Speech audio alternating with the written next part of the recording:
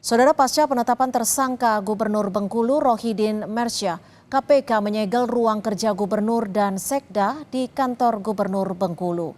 Penyegelan dilakukan di pintu masuk ruang kerja Gubernur dan Sekda. Ruang kerja Gubernur yang berada di lantai 3 tampak tidak ada aktivitas sama sekali.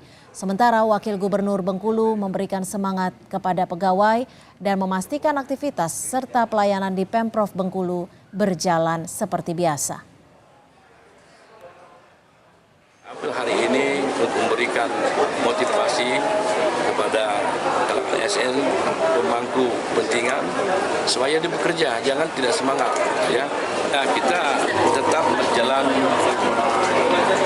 sesuai dengan aturan, ya. Administrasi yang lain harus dilengkapi dan sebagainya.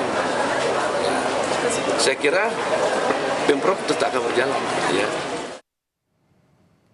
KPK telah menetapkan Gubernur Bengkulu Rohidin Mersya sebagai tersangka dalam kasus pemerasan dan gratifikasi di lingkungan pemerintah Provinsi Bengkulu. KPK menyita uang senilai 7 miliar rupiah. Rohidin diduga memeras anak buahnya selaku ASN Pemprov Bengkulu untuk kepentingan pilkada.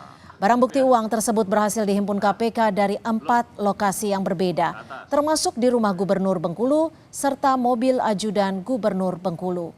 Atas kasus ini, Rohidin Mersya berjanji akan bersikap kooperatif dalam menjalani proses hukum. Pak, awas Pak, maaf Pak. Pas sedikit Pak. Saya pastikan proses hukum saya sebagai calon gubernur ini akan berjalan sesuai dengan aturan dan saya juga akan bertanggung jawab dengan proses hukum ini dan sangat kooperatif dengan pihak KPK.